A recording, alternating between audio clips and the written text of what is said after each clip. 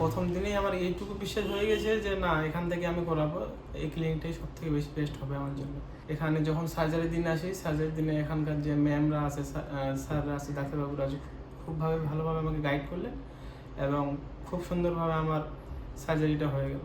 আর এখন আশা করছি রেজাল্টটা খুবই ভালো হবে।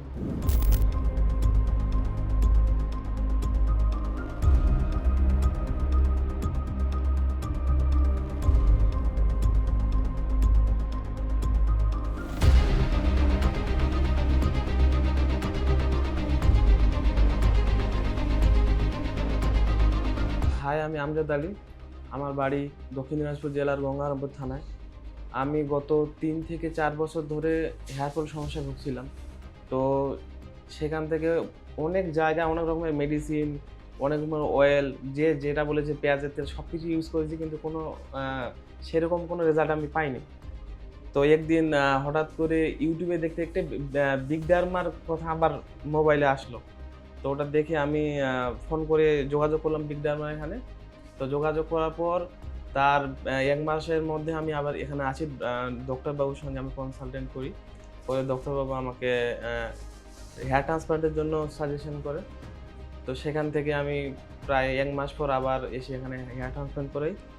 এবং বিশেষ করে হেয়ার ট্রান্সপ্লান্টের দিন অনেক বেশি নার্ভাস ছিলাম এবং খুব বেশি খারাপ লাগছিল।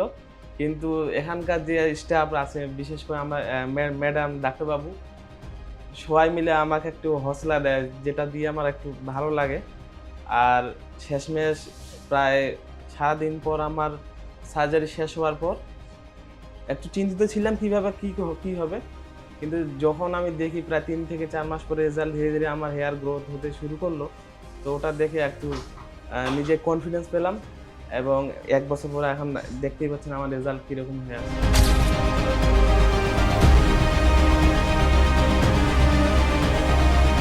হেয়ার ট্রান্সপ্লান্ট করার বিষয়ে যখন আমি এখান থেকে কনসালটেন্ট করে বাড়িতে গেলাম, গিয়ে বাবা সবাইকে বোঝালাম। তো ওরা তো এখান থেকে কোনো কিছু এগুলো বুঝে না। ওরা মনে করে যে এগুলো হয়তো কোনো কিছু একটা খারাপ কিছু হয়ে যাবে।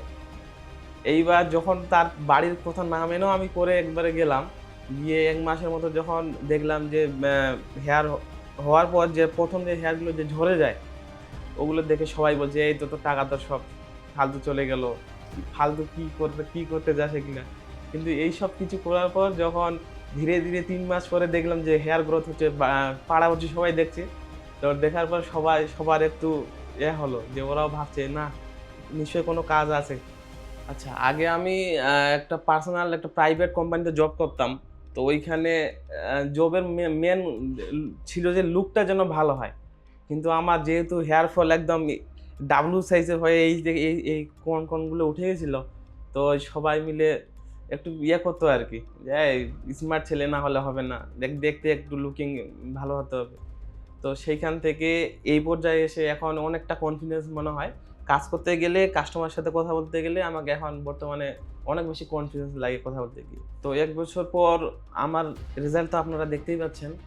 কিন্তু যারা বাড়িতে বসে নিজের হেয়ার ফল দেখে অথবা টাকা মাথা দেখে ডিপ্রেশনে ভুগছেন, তারা অবশ্যই বিগ ডার্মাতে আসুন এবং এখানে ডাক্তারবাবুদের সঙ্গে কনসালটেন্ট করুন। আশা করি আপনাদের যেটা সমস্যা সেটার সমাধান এইখানেই হবে। তো আমি এই দিক থেকে বলতে পারি যে আমি নিজে একদম হ্যাপি, একদম খুশি, কনফিডেন্স।